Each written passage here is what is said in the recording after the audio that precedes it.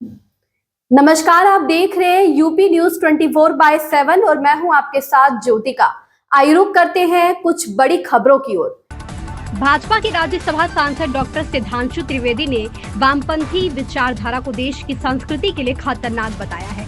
उन्होंने कहा है कि वामपंथी विचारधारा जहां भी पनपी वहां इसने स्थापित मान्यताओं को अपने लाभ के लिए तोड़ने मरोड़ने का काम किया। अपने शुरुआती दौर से ही जिस भी देश में वामपंथी विचारधारा पनपी वहां हिंसक रास्तों से इसने सत्ता तक अपनी पैठ बैठाई, लेकिन इसके बाद भी वामपंथी लोग अपने साथ लिबरल शब्द का उपयोग करते हैं, जो इस शब्द का दुरुपयोग है। शिवराज सिंह ने कहा कि पिछले दिनों हमने खरीफ कॉन्फ्रेंस की थी जिसमें कई राज्यों के कृषि मंत्री आए थे और हमने तय किया कि इस साल खरीफ की फसल के लिए हम विकसित कृषि संकल्प अभियान चलाएंगे। केंद्रीय कृषि मंत्रालय देश भर में 29 मई से विकसित कृषि संकल्प अभियान शुरू करने जा रहा है। इस अभियान के बारे में विस्तार से जानकारी देते हुए कहा कि प्रधानमंत्री नरेंद्र मोदी के नेतृत्व में विकसित भारत के निर्माण का अभियान चल रहा है और विकसित भारत के लिए विकसित कृषि, विकसित खेती और समृद्ध किसान जरूरी है। ऑपरेशन सिंदूर के बाद पाकिस्तान समर्थित आतंकवाद पर भारत का रुख स्पष्ट करने के लिए केंद्र सरकार ने 30 से अधिक भागीदार देशों में सर्वदलीय प्रतिनिधिमंडल भेजने का फैसला किया है, जिस पर राजनीति गर्मा गई है। कांग्रेस ने जनप्रतिनिधिमंडल को लेकर केंद्रीय मंत्री किरेन रिजिजू को घेरा है। वहीं पश्चिम बंगाल की मुख्यमंत्री ममता बनर्जी ने स्पष्ट कहा कि केंद्र नाम तय नहीं कर सकता। कांग्रेस ने सोमवार को केंद्रीय मंत्री किरेन रिजिजू के उस कथित दावे को सरासर झूठ बताया, जिसमें उन्होंने कहा था कि सरकार ने विदेश जाने वाले सर्वदलीय राजनयिक प्रतिनिधिमंडलों के लिए नाम नहीं मांगे।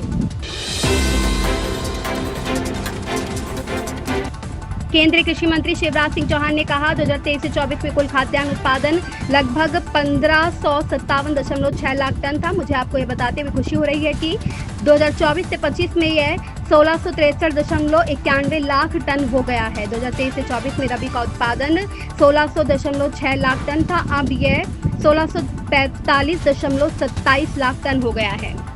2023-24 में टोटल जो फूड ग्रेन का उत्पादन था खरीफ में था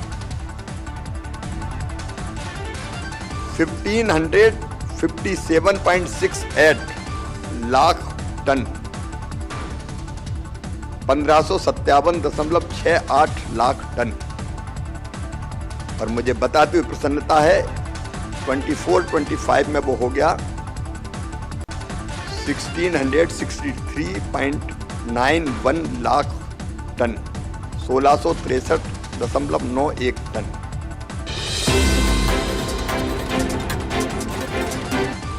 पवार ने याद करते हुए कहा कि वह भी पूर्व पीएम पीवी नरसिम्हा राव द्वारा गठित एक दल के साथ संयुक्त राष्ट्र गए थे, जिसका नेतृत्व पूर्व पीएम अटल बिहारी वाजपेयी ने किया था। एनसीपी प्रमुख शरद पवार ने अपने ही गठबंधन के नेता संजय राउत को लताड़ लगाई है। उन्होंने शिवसेना यूबीटी के नेता संजय राउत को सलाह दी कि जब भारत आतंकवाद के खिलाफ लड़ाई लड़ रहा है तो उसके बीच स्थानीय राजनीति को नहीं लाया जाना चाहिए।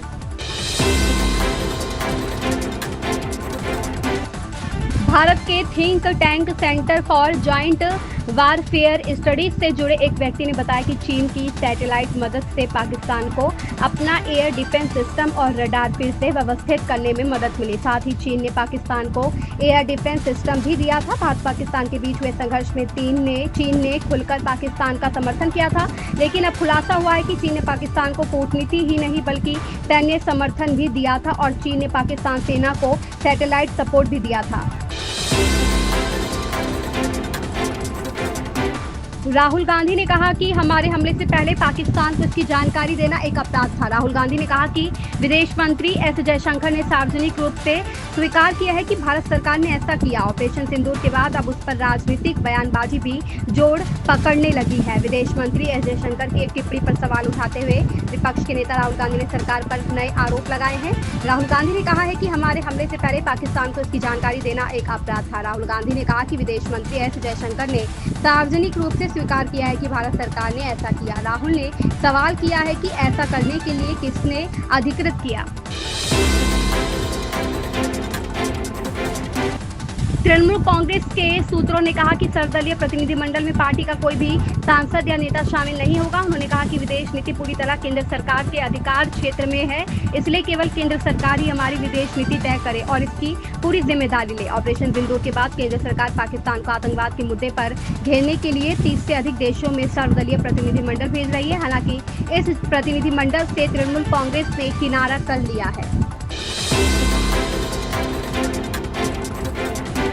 असम के मुख्यमंत्री हिमंत बिस्वा शर्मा का दावा है कि कांग्रेस सांसद गौरव गोगोई ISI के नियंत्रण पर पाकिस्तान गए थे। शर्मा का कहना है कि यदि उनके दावे झूठ निकलते हैं तो वह इस्तीफा दे देंगे। वहीं कांग्रेस सांसद गोगोई ने CM शर्मा के सभी दावों को खारिज किया है। उनका कहना है कि मुख्यमंत्री के आरोप एक बकवास के अलावा कुछ भी नहीं है। असम के मुख्यमंत्री हिमंत बिस्वा शर्मा ने रविवार को एक बार फिर कांग्रेस सांसद गौरव गोगोई के पाकिस्तान से संबंध होने की अपनी बात दोहराई।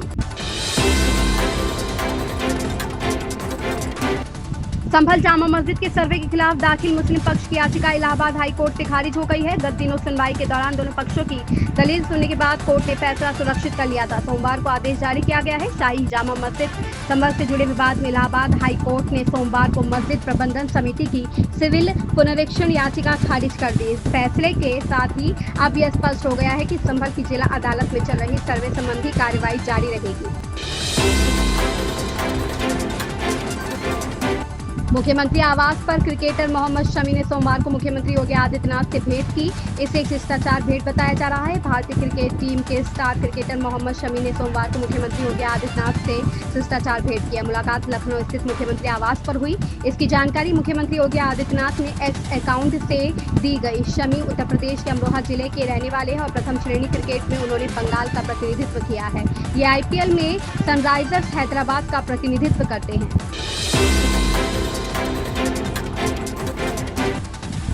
पत्रकार राघवेंद्र वाजपेयी के परिजनों ने लखनऊ में मुख्यमंत्री योगी आदित्यनाथ से उनके आवास पर भेंट की और न्याय की मांग की। परिजनों ने आर्थिक सहायता और सरकारी नौकरी की मांग को लेकर भी अपना पक्ष रखा। पत्रकार राघवेंद्र वाजपेयी के परिजनों ने सोमवार को मुख्यमंत्री योगी आदित्यनाथ से भेंट की। इस दौरान मुख्यमंत्री ने उनकी बातों को सुना और न्याय का आश्वासन दिया।